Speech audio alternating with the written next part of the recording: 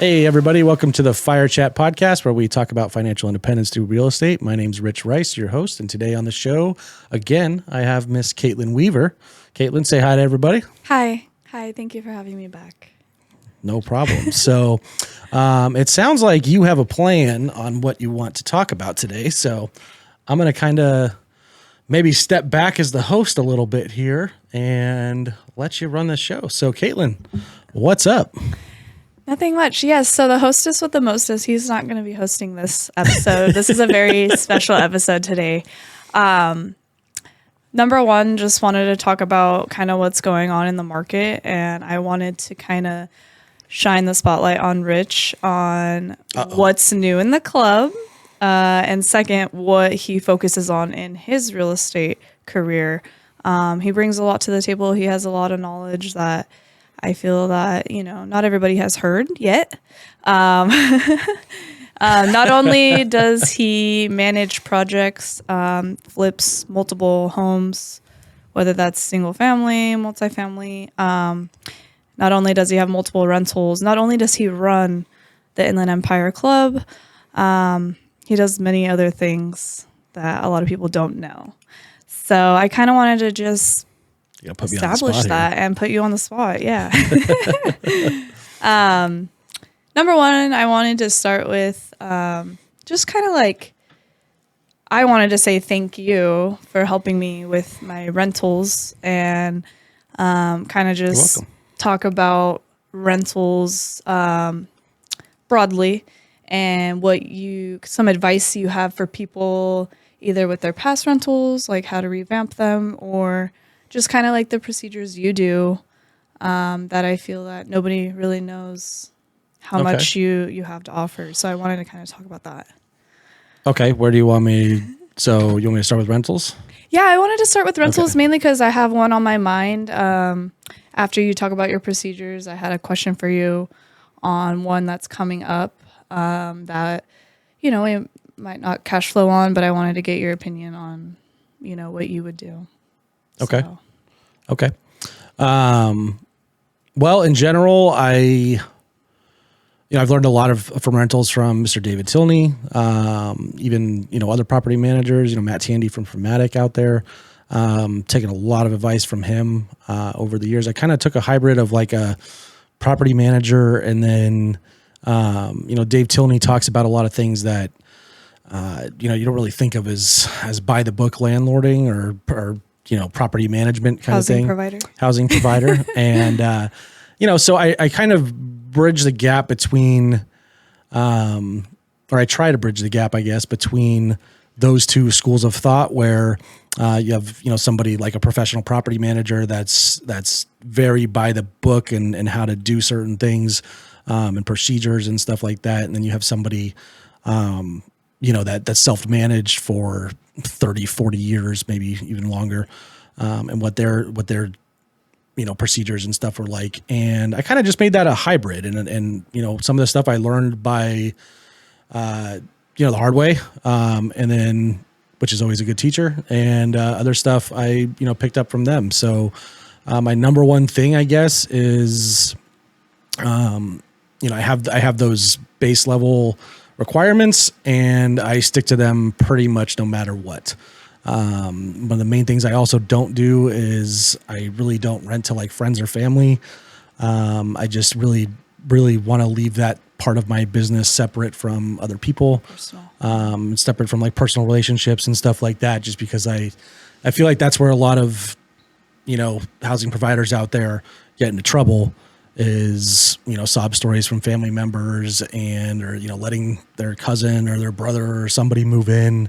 And then you get stuck and, you're unfortunately the one that ends up paying the bill. So, but I do really like being a housing provider.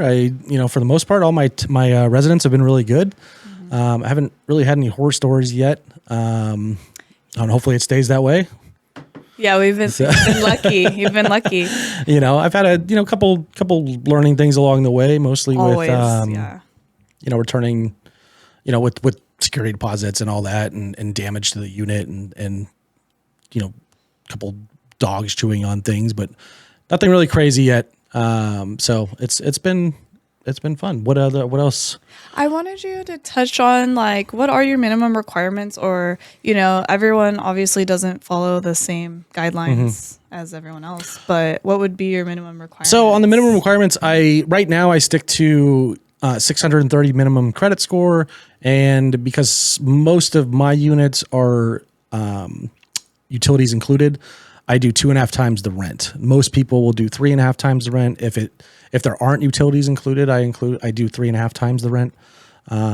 And that's pretty much what I stick with. Occasionally, you have to go with the most qualified person that applies first. So if I don't get anybody that's qualified at those requirements and they're pretty close, then sometimes I will do a secondary deposit or a double security deposit or something like that. Or but it's rare. I really try and stick to those requirements. And for the most part, the units that I have, the price range that they're in, there's pretty high demand for them. So yeah, I was gonna say because you include with utilities, you do 2.5, and the reason why it's usually 3.5 is because you want to make sure they can cover the extra utilities, because usually utilities could be anywhere from like $250 to $500 because you have Wi-Fi, gas, electric, water, internet, and trash. Yeah, internet, exactly. Yep. Internet, Wi-Fi. Yeah. So as a new housing provider, I was wondering if I could pick your brain on how does the deposit at the end of the lease work? What are your procedures? What can you offer for recommendations or any tips out there on kind of what procedure you go with on giving the deposit back? Yeah. So the state of California, you have 21 days to return somebody's security deposit, minus any deductions. Okay. And those deductions have to be itemized. And if they're over $150, they're supposed to be accompanied by a receipt. Or an invoice or an estimate of some kind. So you have basically, I like to take about a week to assess the unit. I don't do anything with like a move out and just do an inspection and then hand them back their security deposit right away. A lot of residents want that to happen, or they need the deposit for the next, for the next place. And unfortunately, it's going to hurt you. Not them if you choose to do it that way. Yeah, there's going to be things, you got them, hanging over your shoulder kind of thing, looking at like, oh, I did this. And you don't really get the chance to like really see what's possibly wrong with the unit. Like, so I usually go back there once or twice, like 2 or 3 times before I really like dial in on what needs to be done. Cause you always end up seeing stuff that you missed, either a drawer that didn't work or doesn't work anymore. Appliances, something's really dirty. Like, maybe you forgot to look in the microwave, and now I had this last resident that I had to move out. I ended up throwing out the microwave and buying a new one because it was so disgusting. Yeah. I think we tried to clean it like 3 times and we were just like, forget it. It was, wasn't worth the time. It was costing more time to clean this microwave than it was to just buy a new one for like $80. It was just one of those little. And it's worth it when you're presenting the new pictures or the new rental to the new person. If they see a brand new appliance, it's really nice to just kind of mention that brand new. And then the other thing that I learned from you is, most of the time you want to just inspect the walls because, people hang pictures. They might hang their own blinds. They might hang, whatever to the wall, or the paint just might be chipped from normal wear and tear. So that was something I learned as well. Yeah. I had one resident move out and they had done a good job patching everything back.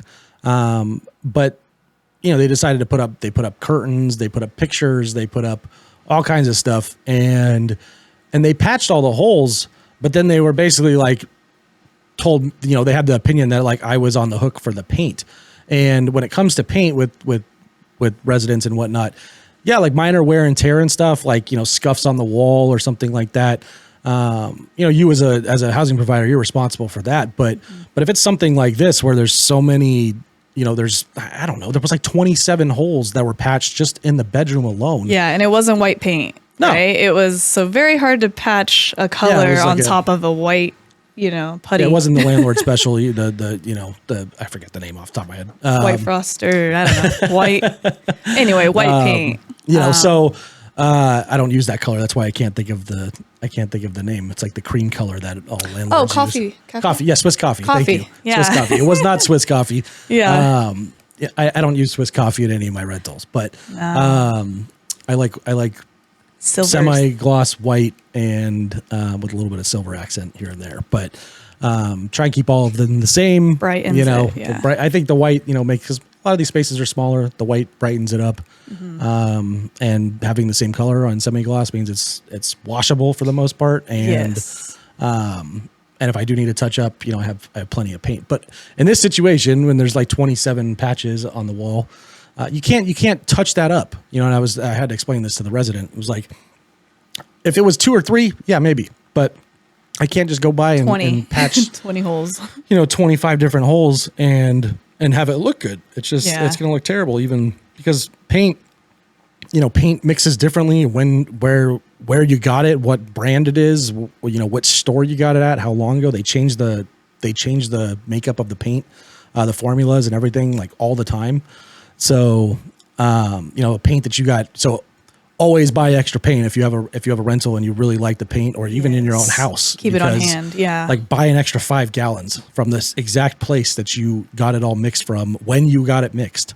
Always buy extra paint, because or tile or whatever, like have 10-20% extra of anything that you do if you're hanging on to something, because if you have to do something to that shower or paint that wall or something later, it gets tough to match tile or something, even and they even vary from palette to palette. A lot of people don't know this. There's like dye lot colors in tile, so even if it's a color or a style or whatever that they've made for 20 years, the stuff, there's variance. The stuff 10 years ago is going to be way different, even a year ago, from the stuff that they stock now, or even granite.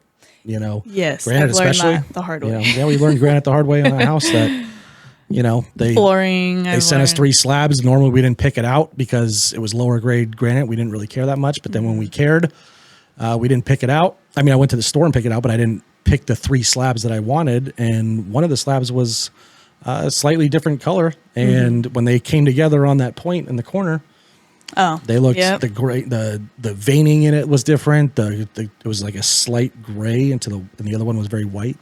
So it all matters when it comes down to that. So it depends on how high end your rental is as well, I guess. Yes, really depends too. So. Yeah. Okay. Awesome. Yeah, I think we've all learned some things from experience the hard way. I've learned with tile, definitely can't find the same tile from 20 years ago. No. Had to redo it with tough. the newer laminate.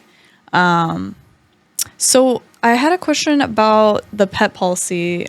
What do you recommend for landlords or housing providers? What do you do? I guess now, pet policy? Yeah, what's trending nowadays? Because we love our pets. They're pretty much like our fur babies. Absolutely. So it's very hard to not have an open, pet policy. So what do you recommend? So I tell all my potential residents, even the ones that move, that are residents and don't have pets at the time, I have a very open but strict pet policy. I don't have any breed restrictions. I had 2 pit bulls for 14 years, and finding housing that would allow them was a nightmare, and I think it sucked, to be honest with you, to try and do that. And then you get people that they'll fake having a service dog, or falsify information to try and, because they think that you're not going to allow their pit bull. And I'd rather I just allow them. So the only thing I have is a weight restriction. I don't really allow any dogs over 100 pounds. Again, that kind of comes into if they were the very, very qualified resident and that was the only thing stopping them, maybe there'd be an extra security deposit or something like that if I didn't have another equally qualified resident. Okay. So does age matter? Yeah. So I use something called petscreening.com. Something I got from Matt Tandy, actually. Oh, cool. I use petscreening.com, and it's basically like a application for animals. So people go on there and it has some options. If you have a pet, a service animal, or no pet, no matter what, I make everybody fill out a pet application. So even if they don't have an animal, they go in there and they click, I don't have an animal. And it does two things. It shows them all of your pet policy and like the what happens if they try and sneak a pet in. And they have to sign off on that. So like it records something that they actually said it. Acknowledge. And then I actually make them sign a printed copy of that as part of the lease up also. But yeah, I have a very open but strict pet policy. It's $500 per deposit. This petscreening.com gives them a score of like 1 to 5. And that determines what the pet admin fee is. I don't call it pet rent. It's a pet admin fee. And because we're basically, the extra paperwork and processing for animals. So, what else? When it comes to pets, isn't it 2? Do you do 2 or 3 maximum? I do 2 pet maximum. 2 pet maximum. Yeah. And no birds? No birds, no aquatic reptiles or aquatic animals of any kind. Because of the energy? No, just the water damage. Okay. Yeah. The water damage on no fish tanks, no, no, you can have like tortoises, like or like lizards or stuff like that, but nothing that's like water turtles or something like that would be like half full. No birds, unfortunately. Basically cats, dogs, lizards, snakes, tarantulas, that kind of stuff. I haven't really gotten anything else other than that. No bunnies. Hamsters. Yeah, they can have rabbits, hamsters, that kind of stuff. Yeah. The only thing I register is cats and dogs. If they have any reptiles or anything like that, I don't worry about it. I mean, that's not a big deal. Because those aren't really, they're pets, but they're not like, as long as they stay in a cage or at a terrarium or something, then they're not gonna, I don't know of many lizards that are gonna be able to chew holes in the wall, but yeah. Maybe. You get a Komodo dragon in there or some kind of big monitor lizard, maybe. But, but with the pet policy, so like I said, the strictest part of my pet policy is I have $1,000 fine. Okay. The strictest part of my pet policy is what happens if any resident tries to hide a pet. That's the strictest part of my pet policy. And I go over that, like I said, they go to petscreening.com. When they initially apply, they see that. I have them sign it again in my lease. I have them reaffirm it if they renew their lease. So and I go through it when I do the lease up and everything like that. So everyone is very aware that if they sneak an animal in there, it's $1,000 fine and it's the pet admin fee retroactive to the beginning of the lease. So if they're there for 3 years and I find out that they had a cat, when they're moving out or a dog or whatever for 3 years, it's $1,000 fine and plus $20, $30 a month, all the way back 36 months. Okay. Which pretty much in the short term, or a shorter way of saying is that they absolutely lose their security deposit. Yeah. If I find an animal. Yeah. I feel like, yeah, that's really good to know. Just because, honesty is key, I believe. Absolutely. Between, especially when you have an open pet policy. Like especially allowing any breed. I do everything I can so that people can have their animals in there, but I want to know about it because they can be very destructive. I need to know exactly how to clean, if they have cats. Yeah, allergies are a big deal. So not that, there is a more intense cleaning for cat dander and stuff like that. I just need to know. Like, so if somebody asks me, has there ever been a cat in here? I'm deathly allergic to cats. You need to be certain. I need to say, yes, there was a cat. I think I cleaned it well enough, but maybe you should look for another place because the person before you had 2 cats in here. So that's a really good point. I think tenants forget that part. They do. People are like, oh, it's just I just had it in here, or I was cat sitting, or and I don't think it's fair. I don't think it's fair to the people that do follow the rules and do pay and do all that stuff. And if I think back to when I was a renter and I had pets and everything, I would have paid anything. Yeah, to have your dogs. To have my dogs and cats be in there and not have to worry about it. Yeah. Not have to worry about the landlord finding out that I was, had a dog or it's a pit bull and, or whatever. And that doesn't mean I just charge anything, but the fees and whatnot are very fair.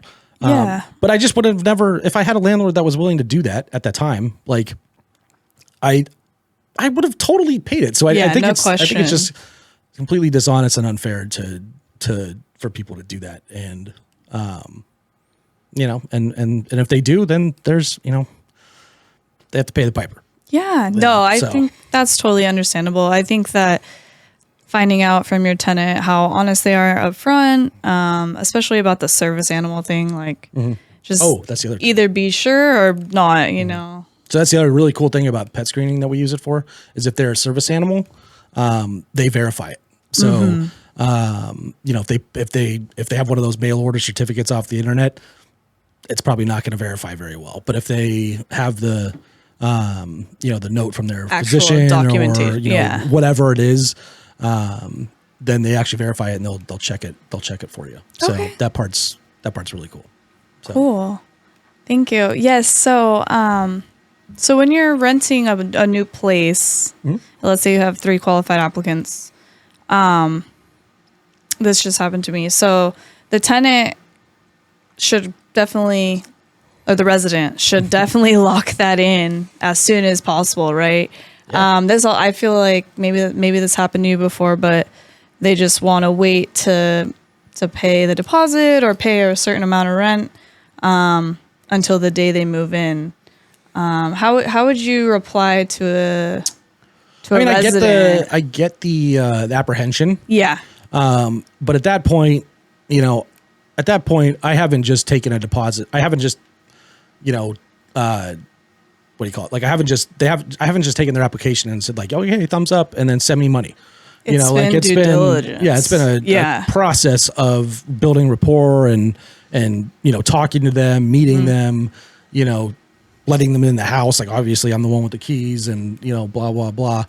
And so by that point, like, I feel like if there's not trust there, then we might have a problem. And I just tell people, I ask for the deposit in full before I even write the lease. Yes. And that deposit is, the first month's rent as security deposit the first month's rent plus a deposit equal to the first month's rent.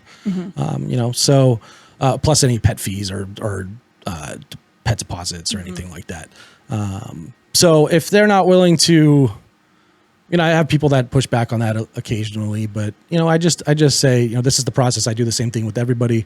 If I basically don't fill out the lease paperwork until I have that deposit because I don't want to go.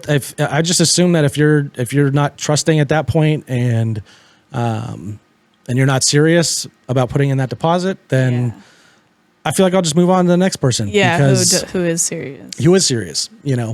And would put that deposit down in a heartbeat because they need somewhere to live.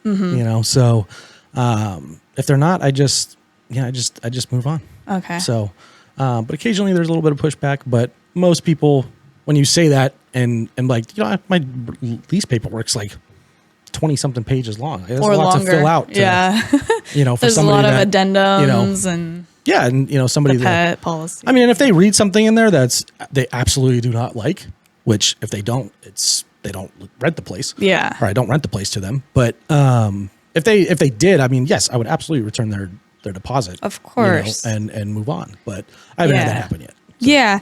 I feel that it's just the easiest way to see how serious they are, how much they want the place, and to really secure the location, because if they're not serious, I think what I'm finding out is I'm not going to take down the listing until you're serious, because it's too much back and forth.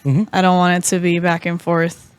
The other thing too is I don't do. I only do lease up. This is something I learned from David Tilney. Is I only do lease ups in person. That's a good point. I don't let anybody e-sign or DocuSign or anything like that, because I go through pretty much line by line the entire lease and make sure that they know everything. And you see them read it. Yep. And then they initial every page and, blah, blah, blah. And we go through if there's any questions, I hit on the pet policy and parking policy and stuff like that that are important, or even more important. And if and that's really like the final check on the resident, that if they have a problem or they're just kind of not really involved in the conversation, that I'm just like, okay, maybe it's not for you. So that's that all, long and the short of it is do all your homework, be super intense and super thorough up front, And I think you really do minimize your potential problems with residents down the road. That doesn't mean it's perfect. It doesn't mean it's, it works flawlessly every single time. But I think it's a big, big help to step in the right direction. Okay, So, perfect. Thank you. Is there any stories that you've learned from in the past couple years? Like rental wise? From rentals, yeah. Or any advice you would give to like a first-time landlord, first-time housing provider? Because Number one, you're a housing provider to residents. Yeah, not a landlord to tenants. Okay, that's number one. Advice. I would really, I've mentioned him a couple times, David Tilney's class. Okay. That's definitely on my list. That's a big one. Because you don't realize what you don't know until you take that class. And how much differently you could do things and look at, kind of change your thinking from, a housing provider to like almost like your resident's a partner in your business. Yeah, because they're providing and you're interviewing. Like treat them like you want this base. You basically treat them like an employee more than a resident, and vet them accordingly. Because they are taking care of and paying for your house. Yep. 100%. So, don't just treat them as a body writing a check. That's a good point. Thank you. That's a good point. And then, just in general, like stick to your requirements, know your lease, know what your lease language is and what the penalties are for certain things, or, what you can and can't do. You try and stay abreast of new laws and stuff like that. There's so many of them, especially here in California. And then if something does happen, take a step back and consult, call your friend that's a property manager, call people, that, have more, more experience than you, and call a few people, see what you should do, before you act. You don't have to, don't be reactionary as a property manager. Nothing is happening fast enough that it needs like an immediate, unless it's an emergency, unless you're in Ohio and your toilets are backing up and you're finding out that, there's roots growing into your main sewer line. And unfortunately you got to write a $6,000 check while you're halfway across the country. But that one was tough, but you know what happens. It comes with the territory. So, just have people you trust, and it'll work out. So, is there any other classes that you recommend for anybody, possibly at this club, or for housing providers? Yeah, for housing providers. I learned a lot from Pete Fortunato.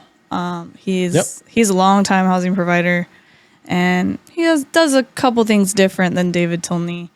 For instance, he offers maintenance credit. Yep. That is a Dave Tilney thing. That's a Dave Tilney. Okay. Yeah. So that's one class that I still want to take, definitely on my list. And I do know there's a lot of classes happening at this club, which you're providing. One of them being rentals. Yeah. I've learned so much from that class. Well, we do the Fire Focus rentals. So we do focus events every single Wednesday, or the first, second, and third Wednesdays of the month. And they focus on different things. We call them Fire Focus. And the first Wednesday is rentals. The second is flipping and wholesaling. And the third one is creative finance. And the one she's referring to is the first Wednesday one that Farah heads up. Yeah. And she's had a lot of guest speakers about house hacking, LTR, long-term rentals, midterm, short-term, just housing provider panels with answer questions. There's actually quite a bit of it that's recorded on YouTube. Not every single one, but there's quite a bit of it on there that you can go check out if you want. There's probably a link here. Maybe we can make a link like pop up on the screen here. And if not, it'll be in the description below. That too. Yeah, I highly recommend that. Even if you are thinking about renting something out, or you're going to in the future, I definitely recommend that. I've learned so much, especially about something that is new to us, which is midterm rentals. It's like a whole different ball game when it comes to rentals. So I definitely recommend checking that out. And we have a bunch of other recordings on there too. There's we used to do this before we did the Fire Focus events. They kind of evolved. We did something called the Sir Cash's Roundtable, and it was before we got our clubhouse and everything. And we would pick a topic, and that would be the topic for the night. We'd have guest speakers. It was kind of like the incubation period for the Fire Focus events. So and there is a whole playlist on YouTube called Sir Cash's Roundtable, and all those recordings are on there as well. And it's everything from like how to find a deal. We did one that was like, oh shoot, like I have a lead now. What do I do? Like now WTF do I do? Kind of thing. I think we even titled it that. And a whole bunch of stuff on there, so there's definitely a ton of content that it's on our YouTube channel that you can check out. That reminds me, I have a Sir Cash. Sir Cash, sponsored by. That just reminded me, I actually have like a oh snap, what do I do question for you. Sure. So if you could possibly take over a house that has already an existing payment. The existing payment is $2,000 a month, but it could probably only rent at $1,700 to $2,000 a month. So zero cash flow. However, the loan is like a steal of a loan. It's a dream. It's under 3% interest. I was wondering how you could break down either the pros or cons of, would you take it over and take the risk of managing a long-term resident, take on the risk of maintenance, take on the risk of just like you said, all the work of the lease up, all the work of the due diligence, to not cash flow. Would you take that on for an equity play, or what would be your advice moving forward? So you're talking about like a subject to situation? It would be a subject to situation, under 3% interest, which is sort of a dream, but not a lot of equity in the house. Like I said, it's a $2,000 PITI payment. Could only really rent for $1,700 to $2,000. So either negative cash flow or zero cash flow. Okay, so it's an alligator. It's an alligator, which yeah. is what we call something that it It's might have a eating. long-term, it might have a long-term play or value proposition to it, where it could be worth maybe a lot of money in 10 years or something like that, which is this thing in California. Yeah. Okay. So, It is. The odds are good that it would probably be worth quite a bit more money in 10 years in California. But if you said that in 1997 and then you were going to sell it in 2007, might not have worked out as well. So, but if you held that for another 10 years into 2017, It would totally it would have been be a totally worth different it. story. It would have been totally worth it. So, but to answer your question, I guess that you got to look at that first. And if it is going to be an equity play, what you think it's going to be worth down the road and how long you're going to hold on to it and what your cash flow situation is at the moment to, Take it on. eat $300 a month, possibly more. Because if it's PITI's 2,000, you could rent it for 1,700. By the time you account for maintenance and vacancies, really, or anything, outside of the norm of just normal maintenance, any capital upgrades or, how's the roof, that kind of stuff. It's probably more than 300. You're probably looking at, 500 maybe, but then, you could factor depreciation in there and whatnot too. And it depends on what the rest of your portfolio looks like, so, there's no simple answer, I guess, is what I'm trying to get at. It really depends on your buy box, what your goals are, what the rest of your portfolios are like. If you have something that's cash flowing like a beast and it can support that. Where you make a little bit less every month but you're making an equity play and you get another house depreciation, depending on how nice of a house it is, where it's at. Yeah. It could be a good thing. Definitely for if it could cover, if you could rent it, there's also something too that, the rents are going to go up probably. Okay. They might trend down here in the next, couple of years. Okay. But for the most part, even a couple months, but for the most part, in 10 years, you're probably that you could probably close the gap on that $200 or $300, especially if it was only going to break even, off the start. That's on a long term. Obviously, midterm or short term, it could probably maybe cash flow more. Okay. But that's it's a gamble. It's all you don't know. Nobody has a crystal ball, so Yeah, it's a hard decision to make. yeah, And I have you to kind of come up with a few offers to see. Is this person wanting, like, what do they want down? Well, that's the thing. They want their down payment back. How much was their down payment? Down payment is like 20,000 to 25,000. I think it was like 20,000.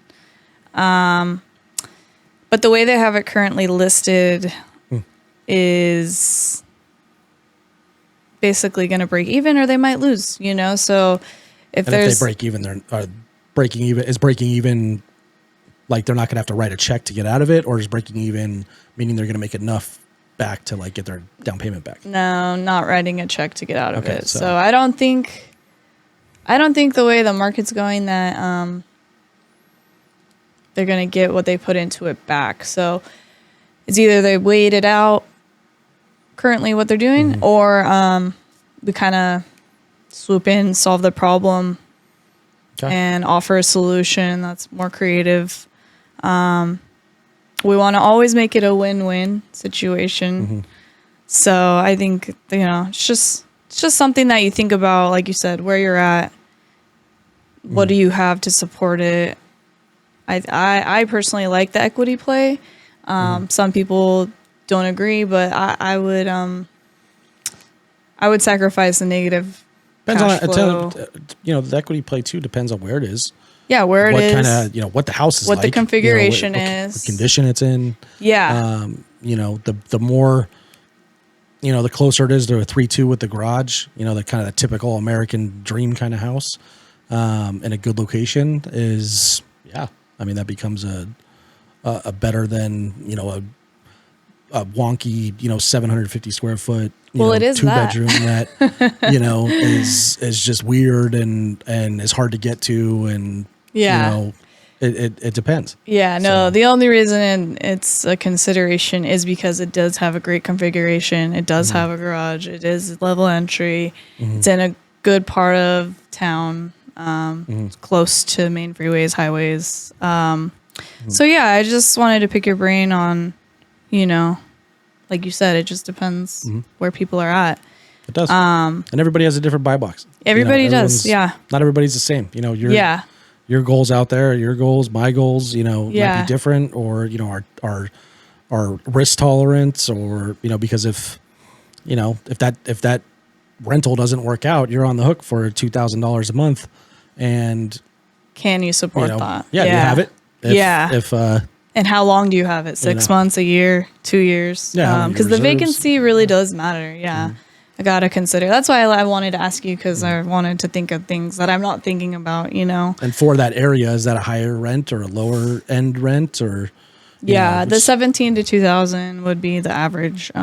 Could possibly rent for more, but it depends how fast you want it rented. Like you said, do you want to hold a vacancy for 3 to 6 months, or do you want to rent it in under 30 days? Yep. So yeah, I'm just thinking about that. I think why I'm so invested in this is because, one, the interest rate is like, it's like seeing the crystal ball, but or seeing, what is it called when you just see something that you're not looking at everything, you're just looking tunnel at vision. Yeah, it's more like a tunnel vision. Like, oh, that's good, but is it good if I'm paying out $2,000 a month for the next 3 to 6 months? Yeah, that's a little bit on the tough side. Another reason why I'm invested in it is because I've realized that it's really about like building rapport and really determining like what it is that they need. So I'm really invested in this because, I want to help solve the problem. Yes. So I do need to remember that sometimes sometimes solving it might not be me buying it. It's just really, how can I help the seller out? Because maybe they have other properties, or they have a friend, or they lend money, or whatever it is. So I've been learning about the rapport. That's a big deal. Absolutely. And we all want to solve people's problems and help them out. But a very, very important thing to remember in this is don't make other people's problems your problem. Yep. You know, just because there's a lead there doesn't mean that, you know, there's potentially it's a good deal. You know, Yeah. doesn't mean it's a good deal. You're know? right. Yep. It could be a good deal. You know, maybe, you know, it depends on how the rest of it goes. But, yeah, don't let other people's problems become yours because you need to make sure that the problem you're solving is something that's good for you as well. And not just you taking on someone else's problem and now it's your problem and you're in the same boat they were. Yeah. You know, so 100%. yeah. No, yeah, thank you. I appreciate that. Yeah, I think that, like I said, that's the biggest thing that I'm learning, you know, as we go on in real estate is it's not like, oh, how can I solve that problem? How can I do it the best and fastest? It's like, okay, step back and maybe someone else can do it better, or, you know, it's just about how you can help the person. Yeah. Like you said, without becoming too attached to it, to be honest. Yeah. So I wanted to say thank you. Thank you for that. And thank you to the club for, you know, helping out the journey. I wanted to ask you if there's anything you wanted to tell the viewers about what's new in the Inland Empire Real Estate Club. What do you want to share about yourself of why you're here? Why do you like managing this 3 times a week? Why do you commute of about an hour, you know, drive? I feel like there's like 5 questions in there. Which one should I Let's start with what's new in the club and why people should just come check out our club. Well, there's always things new at the Inland Empire Real Estate Investment Club. There's, you know, we're always working on different things. You know, we added Fire Focus, you know, like 6 months ago. You know, a lot of organizations like ours, they only meet once or twice a month max. We meet 3 times a week, and we're always adding more. So our big thing that we're working on right now is we did weekly classes or weekly events, you know, on Wednesdays. Basically every single Wednesday we have an event here. Whether it's, you know, focus group, somebody talking, or cash flow, or our networking event, which is tonight. That we're doing tonight in a couple hours. Yeah. We call that one Tribe Building, and it's basically we get 150 people here, and we just do speed networking, and we try and meet as many people as possible, you know, to grow your network, since your network's your net worth. Yes, so you've heard that before. 100%. So, you know, we got all kinds of events in the works right now. I'd say our biggest focus has been, you know, growing this podcast. Yes. Getting more people on here on the show. And our focus really for next year is going to be our fire class seminars. It's what we call our weekend education events. And we're actually doing one coming up November 18th and 19th. It's going to be the Fire Goals Workshop with myself and Mark Pantak. It's coming out from Texas. And we're going to be talking about all kinds of stuff from, you know, how to find your fire number, resetting your mindset, you know, to think more like you know, to the future and your financial independence. We're going to look over, you know, how to reduce your budget, because that makes a big difference on becoming financially independent. You know, tracking your spending and all that. Your fire number is like basically what do you want? Like, what do you want? You know, what's your number monthly? Yeah, what's your number to become financially free? What do you want? Like, do you need $5,000 a month, $10,000 a month, $15,000 a month? Maybe you're super frugal and you're going to go live in Thailand and you only need $1,000 a month. You know, but that number is important because it's going to show you where you want to be, and then we're going to start there, and then we'll figure out how to get you there, and what kind of investments you want to do, and what you want to get into, because you know, if your number is 5,000 and you need 3 houses or 4 houses to make that happen, you need to know 10 or, you know, yeah, you need to know. It also is going to change like your goal. You know, if maybe you're a type of person that wants to work, you know, wants to do a little more casually, and or maybe you're somebody that wants to do it a lot faster and, you know, build faster, and maybe, you know, short-term rentals are your game, or long-term rentals, or flipping, or wholesaling, or we're really just going to get into that and really dial in what your goals are and what those numbers are and how you're going to get there, more so than like just how to find a deal.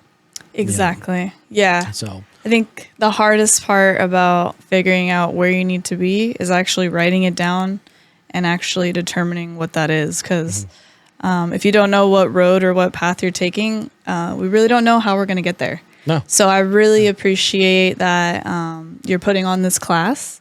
And a lot of people don't know, but he basically like built his own fire number budget. And he's been working on it for the past 2 to 3 years. I'm putting him on blast. The past, 2 to 3 years. And he never really has talked about like why he's actually doing that, how fast he's been able to obtain that, because he has it written out. Yeah. And so he knows like, okay, I need one more house or two more houses or two more cash flows to basically determine his number of monthly cash flow or hit your number. So, years ago, before I ever even started doing real estate, I was a recruiter, and I was for like software engineers and people that build your phones and app developers and stuff like that. I've always been kind of drawn to tech and been a bit of a nerd over the years.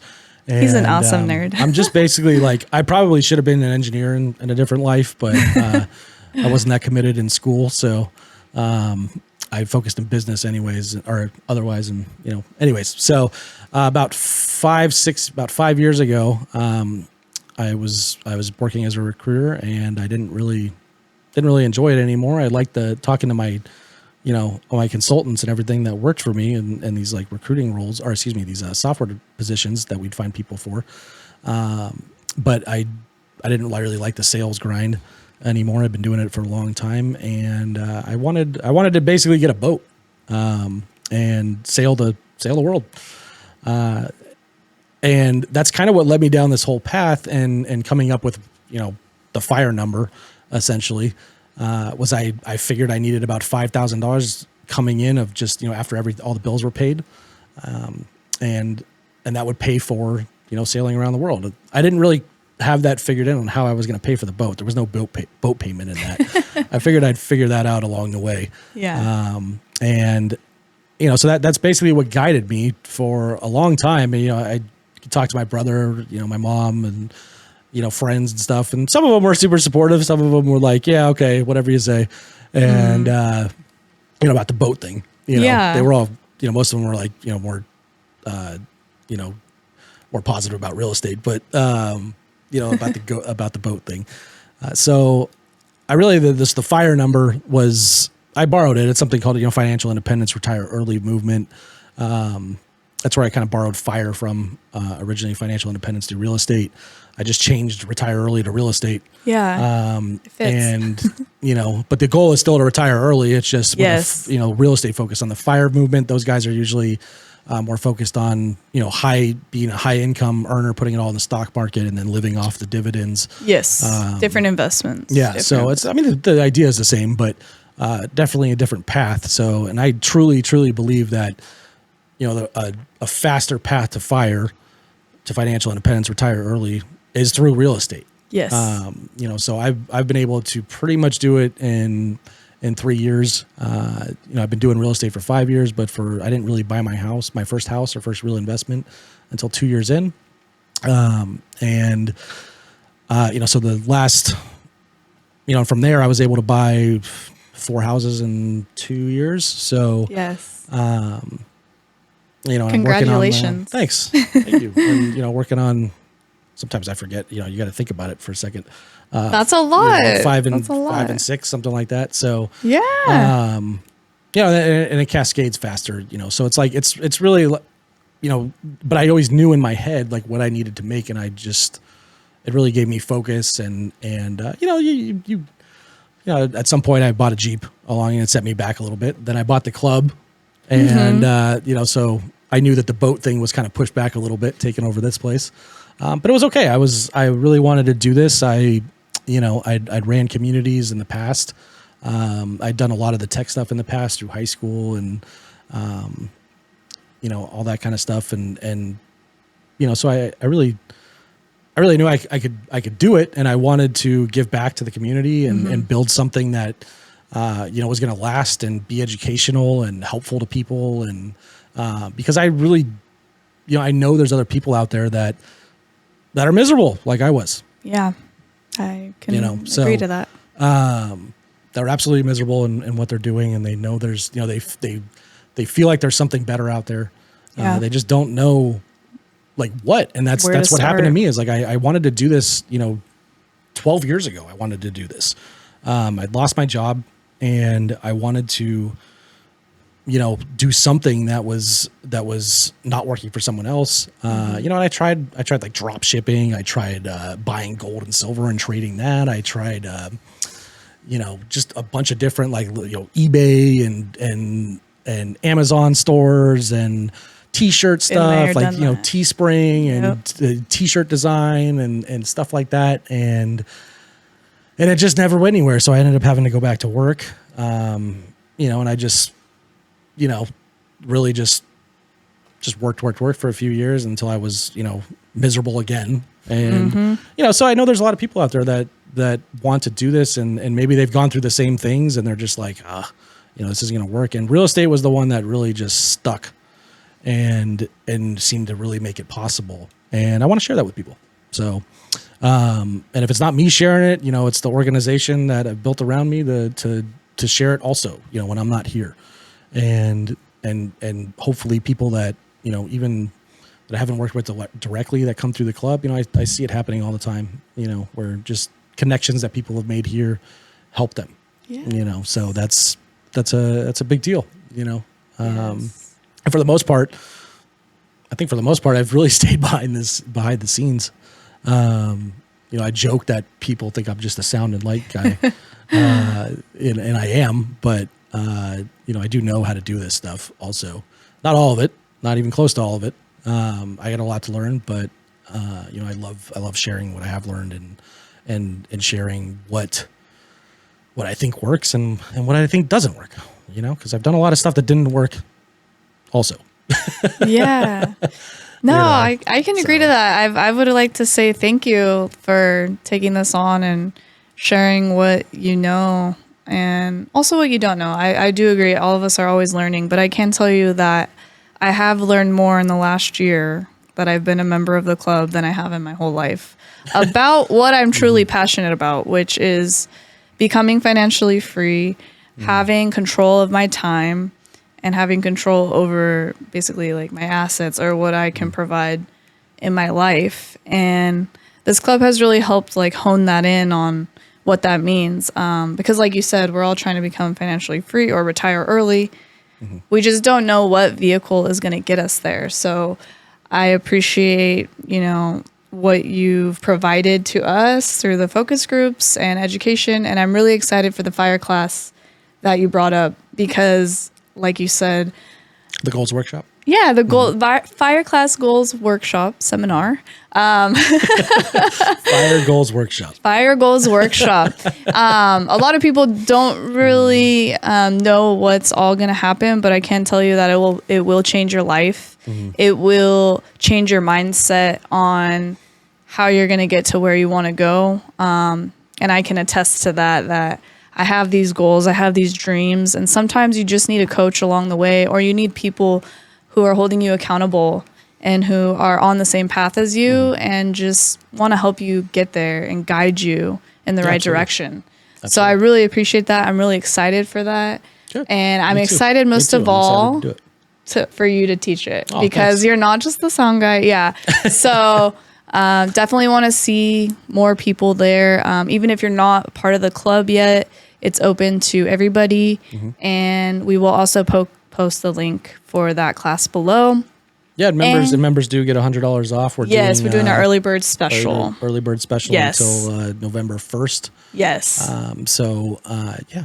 And you did ask about, and sorry, I didn't really go into it all that much. You did ask about the dashboard. I call it the fire dashboard. Yes. It's just it's really an Excel sheet that I put together. I've been putting it together and tweaking it for years. And what it does is basically keep you on track. You put those numbers in, you set up your budget on what where you want to be. There's two different parts of it, of where you want to be in the future, where you are now, to try and help you clean up today, but really start thinking about the future as well. And then trying to do different scenarios on, because we run stuff all the time where it's like, okay, well, if you could reduce your expenses by this much, and increase and your increase income, this, residual or income. you maybe you go live at that house, or one of your other units or something, and rent out your primary, and how much that would change. Like if or maybe you're closer than you think already, and you just reduce your get rid of the Benz or something.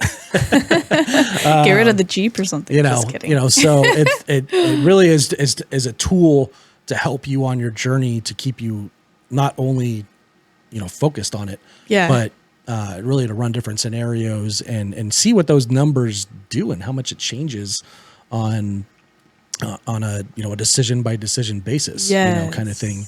And I'm going to show people how to run numbers on different things and in the Fire dashboard, and then separately with how I look at different deals or properties and that kind of stuff. So that one's so helpful. Yeah, I highly recommend.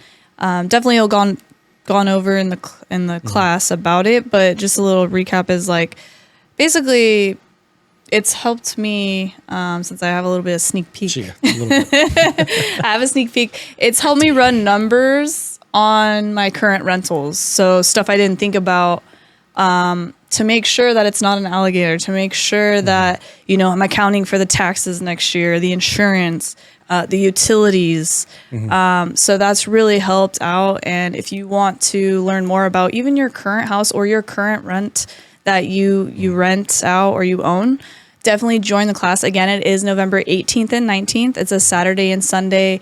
Details will be posted below. Again, I just wanted to kind of showcase Rich. He is the owner of the club. He is more than just the sound guy. He is going to be teaching a phenomenal class and hopefully many more. And I wanted to kind of give his insight about the rentals. And thank you very much for all your tips and tricks, because it's definitely helped me along the way. Especially like how to take the pictures. So definitely that matters. Okay. So, I just want to say thank you. And the tip for the pictures is you don't take them vertical, you take them sideways and you take them straight on. Take them in the corners. Take them corners, but don't take them up here. Take them down here. Chest level. You want the room to be big. Is the number one thing I've learned, because that's helped my Zillow listing. It's gotten, trust me, over 10 times the views of normal listings, and I just want to thank you for that. So again, if you guys are interested in the class, we will post the details. Definitely don't miss out. First, for Rich speaking, which is going to be very helpful in just attaining that number. But also, Mark's flying in all the way from Texas, and he's like a motivator. He lets you know, like, what are you passionate about? What gets you up in the morning? And like Rich said, we're all looking on how to get to where we want to be. We just don't know what vehicle to get there. So if you need more help with where you're at, or you want to see like how does real estate actually work, how's it going to get me to where I need to go, we highly recommend that class. And if there's anything else you want to share about the club, let us know. I did, in the class in general, it really is about clarifying your vision and getting really solid focus on your fire destination, really, your fire goal. And it's not just, setting goals for the next year or, New Year's resolutions or anything like that. It really is like, we're going to put together like a 2 to 5 year plan with you, in the class over the weekend, so that you really walk away from that class having a blueprint of how you're going to become financially independent through real estate in the next 5 years. It's not a get rich quick class or anything like that. It's really just lay out, your plan and your goal for the next 5 years. So, awesome. Yeah. If you want more information on that, you can go to iereic.org. Again, that's iereic.org. And there's a picture of it on the front page. Just click on it, get all the information. Fire goals. And it's the 18th and 19th. 2 days right here in the clubhouse, and the IEREIC clubhouse here in Riverside, California. And, if you're a member of the club, it's you get $100 off. Yes. And we're doing $100 discount for on top of that, for early birds until November 1st. So we'd love to have you out. It's really going to be a great time. You also get food and lunch you get lunch and breakfast. I'm sure we'll do snacks also and stuff. For both days. So, yeah, it's basically like half, $50 of it's, you're going to have And food. food. And then the class itself is $150. The best Yes. 150 you ever spent, I promise. Yes, So yes, if yes, not, yes. you can have your money back. Please join us. Oh, that's awesome. Thank you for that. Please join us. Also, just to meet, you never know who you'll meet that might change your life. And I really highly recommend, if you want to change your life, just, come out to one of our events. Even if it's not that class, come out to our events, and we'll definitely point you in the right direction of where you want to be. Yeah, absolutely. So hope to see you guys then. You can also check out the website for all our other events, Wednesday classes. We also have a deal making event every Thursday from 12 to 2. It's open to the public. Definitely join before the end of the year because there'll be changes to that event. And just want to close out with that. Hope to see everybody at the next event. Thank you again for sharing your story and your tips on rentals. I hope it helped people who have rentals or just want to kind of get started in it in the future. Absolutely. So thank you again. Well, that's been the Fire Chat podcast. Again, I'm your host, Rich Rice, and Caitlin Weaver, hosting, co-hosting for the day. I appreciate it. Yes. It's definitely a first for me. So it was nice to sit here and not have to think about what I was going to ask next. I just kind of chilled out and got one more question. Can people call you directly, or do you prefer Instagram, email? You can go to the club and just, there's a contact link on the club. It's you just email us, thrive@iereic.org. Perfect. You can find Ask me on questions. Facebook. Look for Richard Rice, IEREIC. You can Google me. I'm pretty easy to find. Yes. And just, get a hold of me. All the emails come right to my phone. So, Yes. or you can call the club's number. Phone number? It's 951-405-8272. Again, that's 951-405-8272. Yes. I can pick up that also. So Perfect. Hope to see you at an event soon. Again, this has been the Fire Chat podcast, and we'll see you on the next one. See you guys. Everybody.